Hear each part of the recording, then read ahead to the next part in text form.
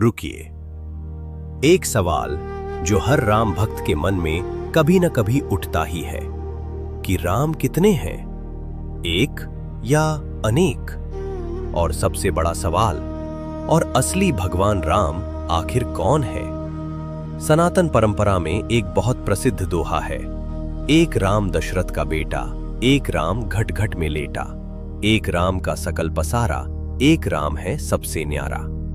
इसका मतलब है कि जिसे हम राम कहते हैं उनके चार स्वरूप हैं। अब सवाल यह है, क्या वो अयोध्या के राजकुमार हैं, या विष्णु के अवतार, या वो जिन्हें संत निराकार ब्रह्म कहते हैं, या फिर वो राम जो अभी इस वक्त आपकी सांसों के साथ चल रहे हैं? अगर ये सच है तो फिर असली राम कौन है, और तुम किस राम को पुकार रहे हो? एक सेकंड सोच कर देखो। अगर राम सिर्फ एक व्यक्ति होते तो उनका नाम हजारों साल बाद भी इतना जीवित क्यों होता? क्यों? हर दुख में राम, हर डर में राम, और अंतिम समय में भी राम। ये सवाल जितना सरल लगता है, उसका रहस्य उतना ही गहरा और अनंत है जितना स्वयं ये ब्रह्मांड।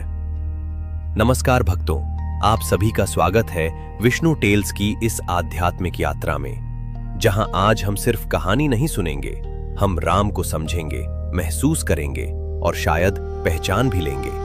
क्योंकि सच ये है, राम सिर्फ एक भगवान नहीं है, राम एक चेतना है, राम एक तत्व है, राम एक अनुभव है।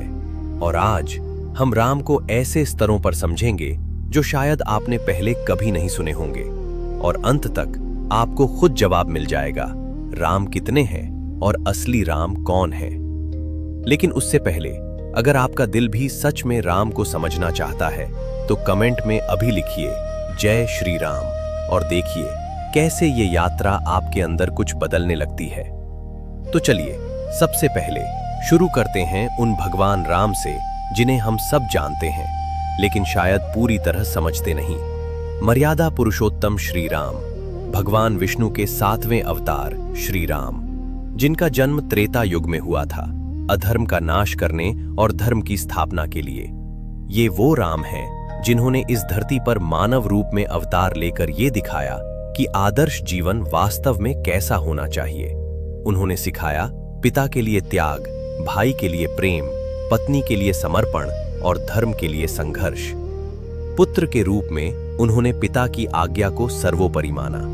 जब उन्होंने 14 साल का वनवास स्वीकार किया, वो सिर्फ एक फैसला नहीं था, वो त्याग और कर्तव्य की चरम सीमा थी। भाई के रूप में उन्होंने ऐसा प्रेम और सम्मान का संबंध स्थापित किया कि आज भी पूरा संसार उसे आदर्श मानता है। पति के रूप में उनका सीता माता के प्रति प्रेम, समर्पण और संघर्ष आज भी प्रेम की मिसाल है। जब रावण से युद्ध हुआ, वो सिर्फ व्यक्तिगत लड़ाई नहीं थी, ये धर्म और अधर्म के बीच की निर्णायक लड़ाई थी। श्री राम ने यह सिद्ध कर दिया कि असली शक्ति केवल शारीरिक बल में नहीं, बल्कि सत्य, धर्म और कर्तव्य निष्ठा में होती है। ये हैं साकार स्वरूप प्रभु श्री राम। ये वो राम हैं जिन्हें हम पूजते हैं और उनके आदर्शों को अपने जीवन में उतारने की कोशिश करते हैं। लेकिन रुकिए, अगर आप राम को सिर्फ यहां तक समझते हैं तो आपने राम का सिर्फ एक हिस्सा जाना है, क्योंकि दूसरे हैं निर्गुण राम, निराकार ब्रह्म और अनंत चेतना। लेकिन यदि हम यहीं रुक जाएं तो राम के वास्तविक स्वरूप को समझने से चूक जाएंगे। जैसे जैसे ही आप वेदों और उपनिषदों में जाते हैं, राम का स्वरूप बदल जाता है।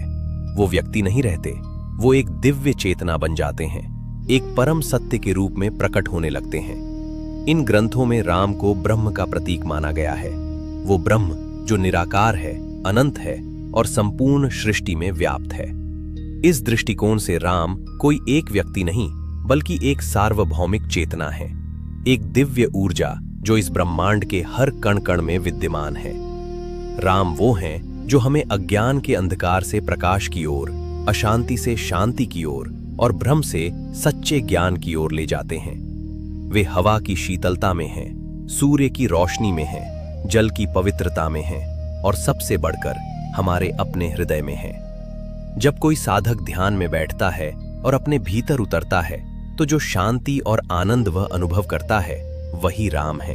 भक्तों, अब सवाल ये नहीं है कि राम कहाँ है, सवाल ये है क्या आपने उन्हें महसूस किया है। तीसरे भाग में हम संतों की दृष्टि समझते हैं, क्योंकि उन्होंने राम को अपने अपने अनुभव के अनुसार अलग अलग रूपों में जाना। संत कबीर कहते हैं, राम निर्गुण, निराकार और सर्वव्यापी है। राम बाहर नहीं, तुम्हारे भीतर है। कबीर जी के अनुसार लोग मंदिरों, मस्जिदों और तीर्थों में भगवान को खोजते फिरते हैं, लेकिन असली राम तो उनके अपने हृदय में ही बसे हुए हैं। वे कहते हैं, बाहर भटकने से सत्य नहीं मिलेगा, सत्य पाने के लिए भीतर उतरना होगा, मन का शोर शांत करना होगा। लेकिन तुलसीदास जी कहते हैं, राम सगुण रूप साकार हैं, प्रेम और भक्ति के केंद्र हैं। उन्होंने रामचरितमानस में राम की लीलाओं, करुणा, प्रेम और मर्यादा का अत्यंत भावपूर्ण वर्णन किया है।